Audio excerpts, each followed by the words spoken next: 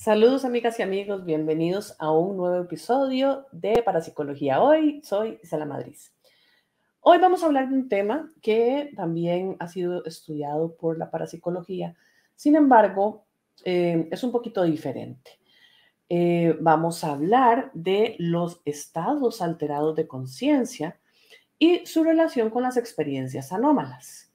Ok, entonces, ¿qué son los estados alterados de conciencia? Bueno, este término lo acuñó el parapsicólogo Charles Start y pues es un cambio radical en el patrón de conciencia del estado normal a vigilia.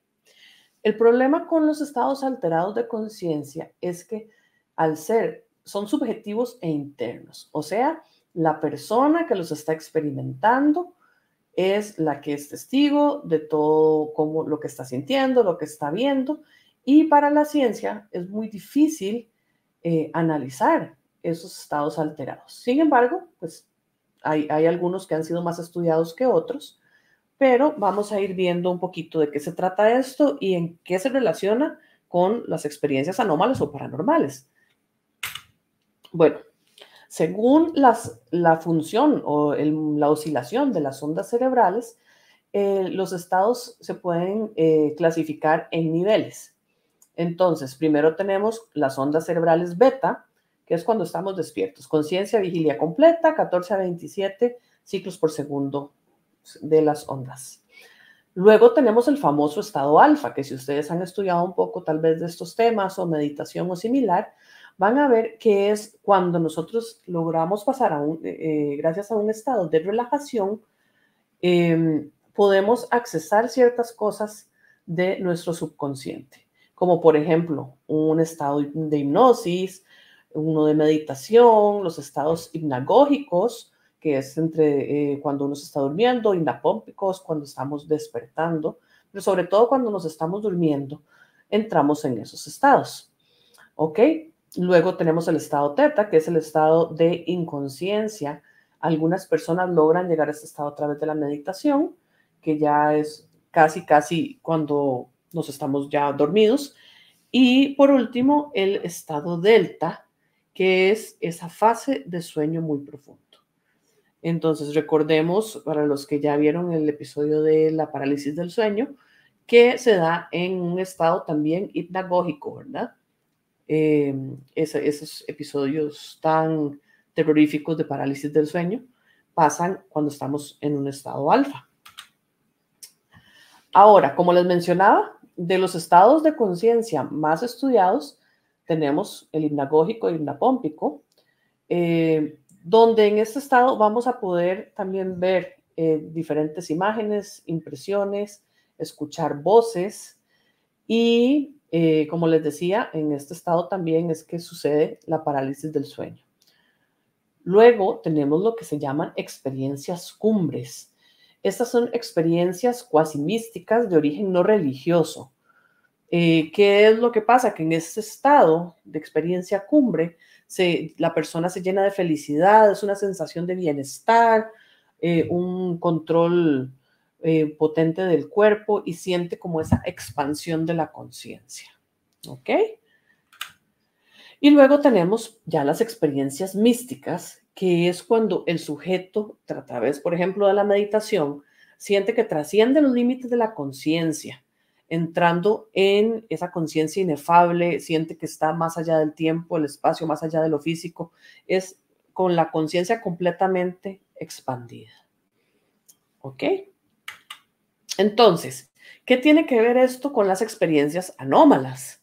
Bueno, existe una teoría que relaciona, que se llama la teoría de las experiencias con apariciones, que relaciona la imaginación de la persona con esas alucinaciones que se tienen en estados hipnagógicos o hipnopómpicos. ¿Ok?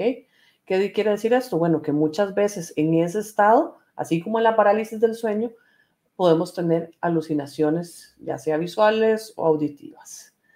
Bueno, sensoriales también, pero es más frecuente visuales o auditivas. Luego, En este estado, en estos estados alterados, es que también ocurren lo que son experiencias extracorpóreas, los desdoblamientos y famosos viajes astrales. Ahora, de esto podemos hablar un día como más en detalle, pero si la persona dice que se puede separar de su cuerpo y viajar a diferentes lugares, visitar diferentes personas con su cuerpo etéreo durante estos estados, ¿ok? Entonces, dentro de la parapsicología, la percepción extrasensorial se ha evaluado o se ha probado su existencia cuando la persona es colocada en diferentes estados alterados de conciencia.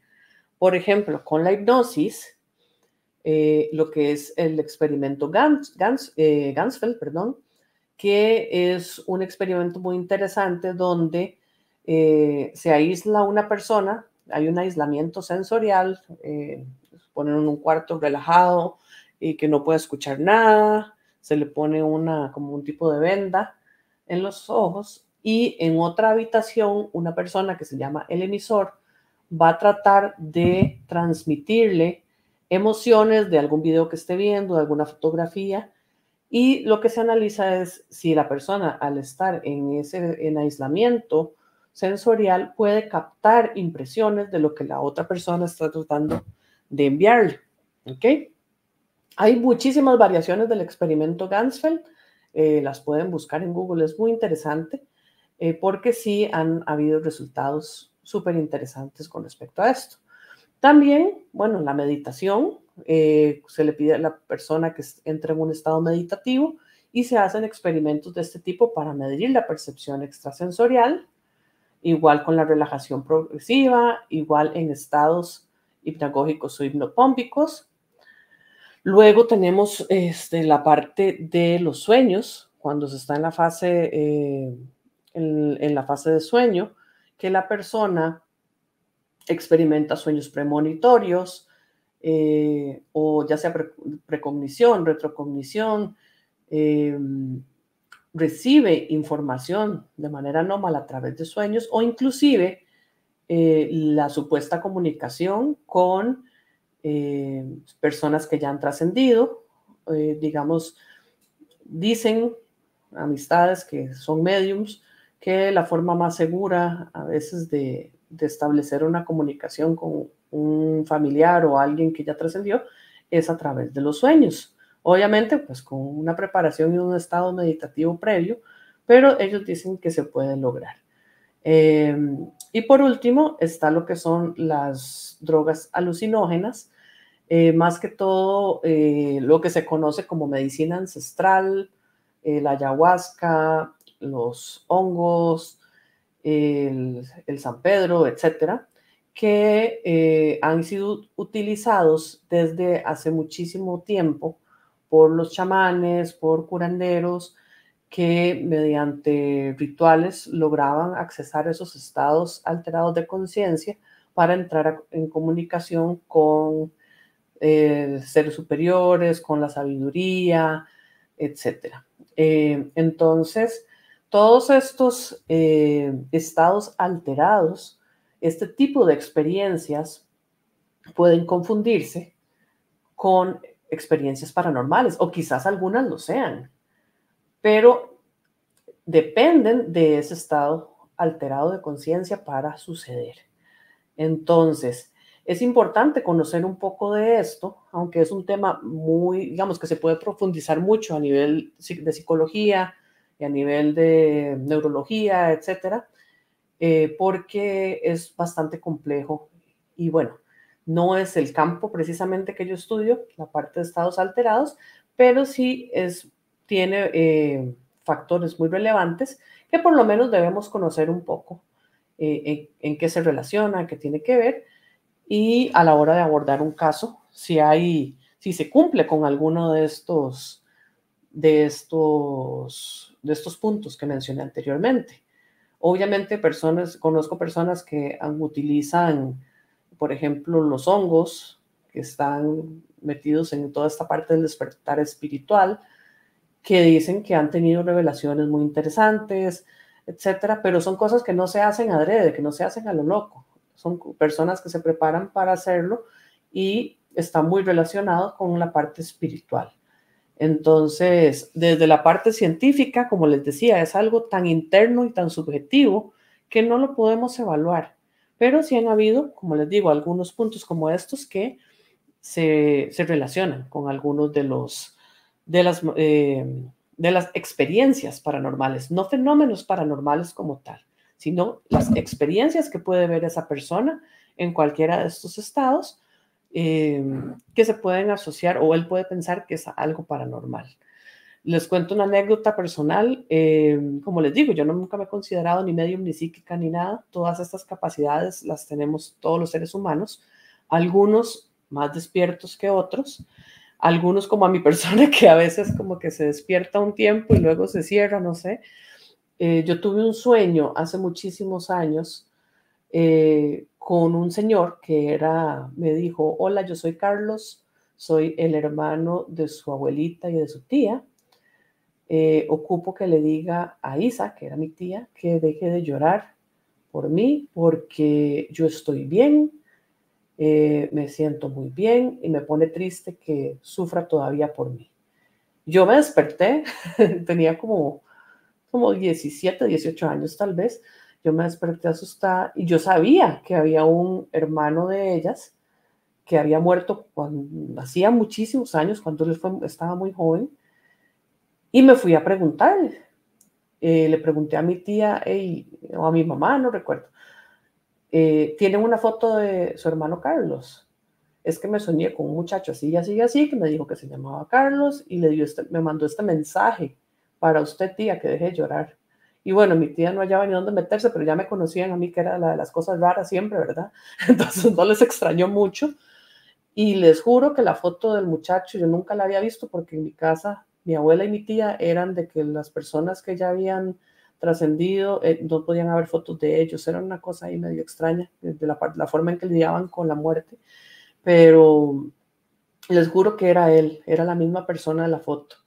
Entonces fue un mensaje de él, fue mi imaginación o fue mi percepción extrasensorial que capté algo de la mente de mi tía o de mi abuela que pensaban en él y se manifestó en sueños. No podemos saberlo. O sea, para cualquiera es un mensaje súper claro, súper, súper claro. Entonces, pero eso es a criterio de cada quien. ¿Cómo lo pruebo yo con la ciencia? Yo que soy como tan escéptica y que busco como todas las explicaciones, no sé, no puedo probarlo. Eh, Algunas cosas siempre serán un misterio, pero depende de nuestra interpretación y de lo que vaya a ser, porque ¿qué era el mensaje? Era algo bonito, era algo importante, algo que tuvo relevancia para mi tía cuando se lo dije. Para mí fue súper interesante y un mensaje así como tan directo creo que solo esa vez, porque sí me pasaba mucho que soñaba con personas que ya habían fallecido, pero con alguien así tan específico toda la información, pues no, solo esa vez. Y como les digo, no tenemos la respuesta a todo, pero sí es importante ir conociendo un poquitito de estos detalles. Le voy a pedir a Luis Diego, que es el psicólogo, Luis Diego Dígeres, el psicólogo de nuestra organización, que nos complemente tal vez con un video de esto si les interesa, si quieren profundizar en la parte de los estados alterados de conciencia, porque creo que es el más indicado. Pero bueno, espero que les haya sido útil esta información. Si les gustó el video, compártanlo, síganos, denle like, que nos ayuda mucho a continuar con todo este proyecto que estamos haciendo. Bueno, para mí ha sido un gusto tenerlos por acá y nos vemos en el próximo programa. Chaito.